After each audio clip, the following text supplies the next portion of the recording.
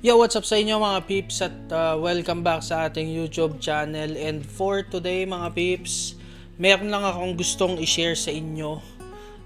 Talagang nakaka-inspired. At ito ay parang best example ng isang miracle ni Lord, di ba? So yun, bago pa tayo magpunta sa topic natin for today mga peeps, don't forget to like, comment, share at mag-subscribe. I-ring nyo yung notification bell para kada upload natin ma-notify kayo at para makapag-spread din tayo ng good news, 'di ba? Sa ibang tao at sa maraming tao. So yun, umpisa na natin. Let's get right into it. Let's go.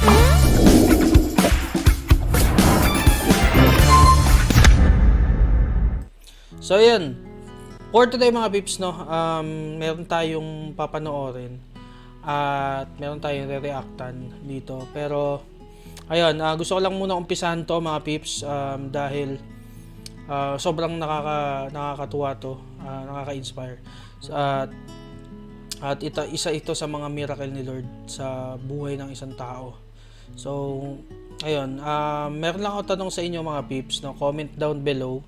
Naging kontento na ba kayo sa buhay nyo kung ano yung meron kayo ngayon, o gusto nyo pa yung mas higit pa, no?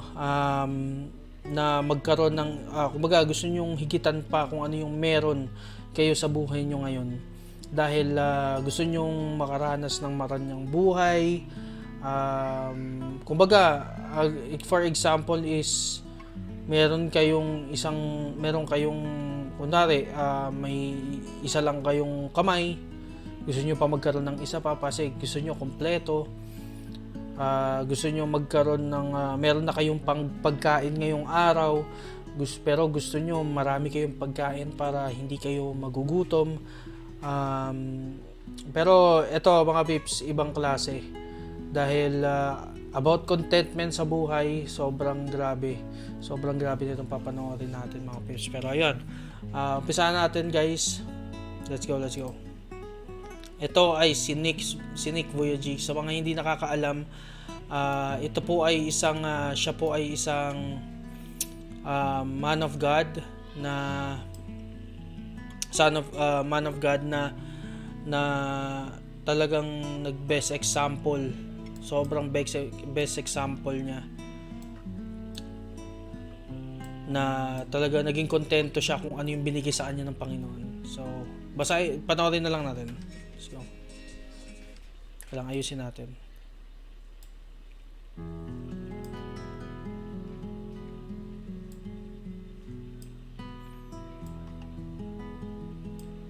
Medyo old video na to mga pips, dahil naalala ko lang siya dahil sobrang ganda ng testimony niya.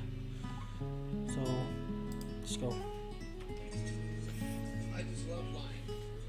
You know, so many people come and say, "How come you smile so much?" And I'm like, "Well, it's a long story." Grabe. Kita niyo mga babes,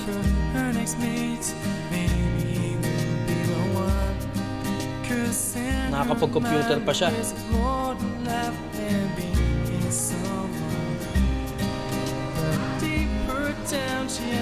The desire for me to be independent and live a normal life and a full life is a dream of mine. I really just want to put limits aside and live life to the fullest and just going for it. To overcome an obstacle, you have to realize where you are and to visualize yourself overcoming these obstacles. To focus on the positive things that we do have, using everything that we have to the best of our ability. Napansin niyo mga peeps? Ibang klase kasi ang Panginoon is parang ganito yun eh. May kulang man na ibinigay sa iyo ang Panginoon, pero meron tong purpose kung bakit. Kasi sabihin natin ganito na lang. Sige, kompleto ang binigay sa iyo. 'Di ba? Kompleto, may kamay ka, may paa.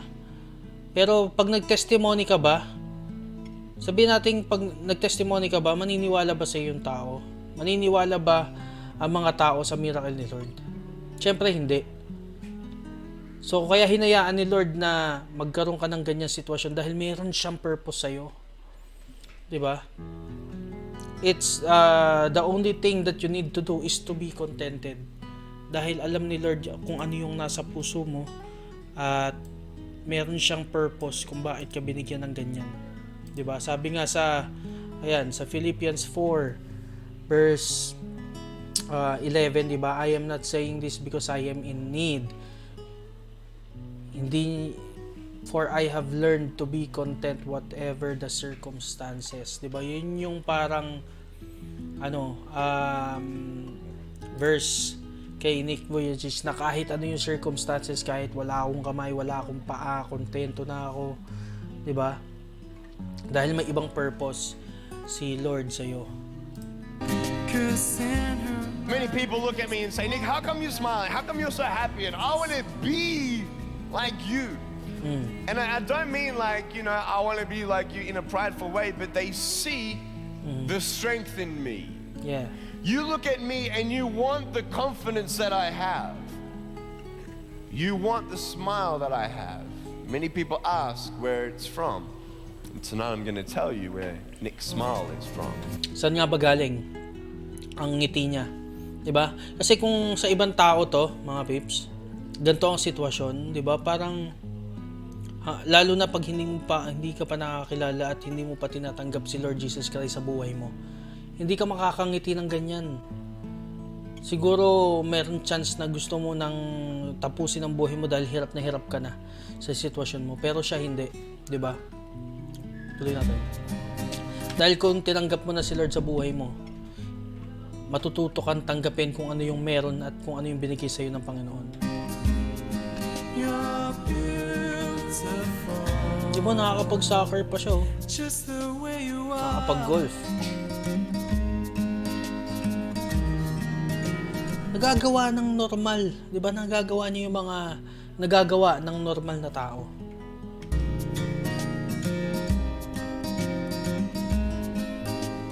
Fishing. She walks busy streets looking for her next mate. Maybe we'll be the one. 'Cause in Ito ang nakakagulat, mga pips. Ang galing niyan lumangoy. and there is more to life than being someone. But deeper down, she has found the one thing that makes me love. So she is See? looking for it in all the wrong places. Praise the Lord. Grabe yung miracle ni Lord sa kanya.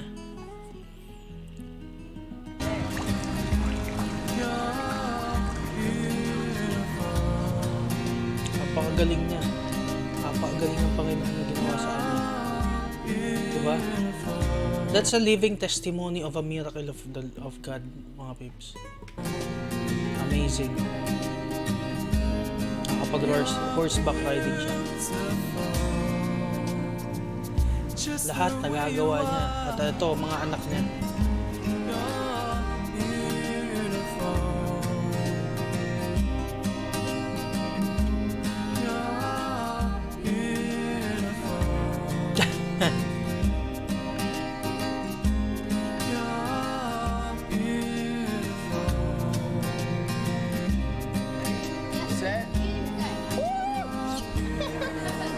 That's fun.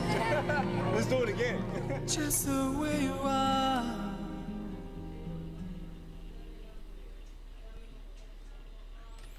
Nakita niyo mga pips, 'di ba? So, kayo mga pips, sa tingin nyo, 'di ba? Meron pang isang kumbaga merong isang verse na talagang napakaganda. 'Di ba? Na may isip mo talaga na gusto mo na magiging kontento ka na talaga sa buhay, mga babes. Ito ay ang napakaganda na itong verse na to. Siguro isa na rin to sa mga magiging favorite verse ko talaga. Psalms 23, di ba? A Son of David. So, gusto ko ipakita sa inyo to. there.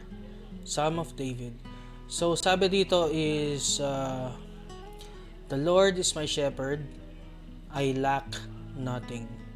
He makes me lie down in a green pastures. He leads me beside quiet waters. He refreshes my soul. He guides me along the right paths for His name's sake. Even though I walk through the darkest valley, I will fear no evil. So ano ba ibig sabihin nito, mga peeps? No, kahit anong pagsubok, kahit anong trahedya, kahit anong circumstances, kahit anong problema dumating sa iyo na gawa ng kaaway, hindi ka dapat matakot dahil kung tinanggap mo na si Lord at si Jesus Christ as your Lord and Savior sa buhay mo, hindi ka na makakaramdam ng kahit anong takot. And for you are with me. Your rod and your staff, they comfort me. You prepare a table for me in the presence of my enemies. You anoint my head with oil, my cup overflows. Ano ibig sabihin nito, mga peeps? You anoint my head with oil, my cup overflows. Sobra-sobra ang magiging biyaya ng Panginoon sa inyo, mga peeps, kung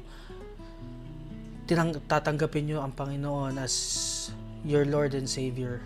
Diba? Surely your goodness and love will follow me all the days of my life, and I will dwell in the house of the Lord forever. Sabi nga, diba? Jesus is the way, the truth, and the life.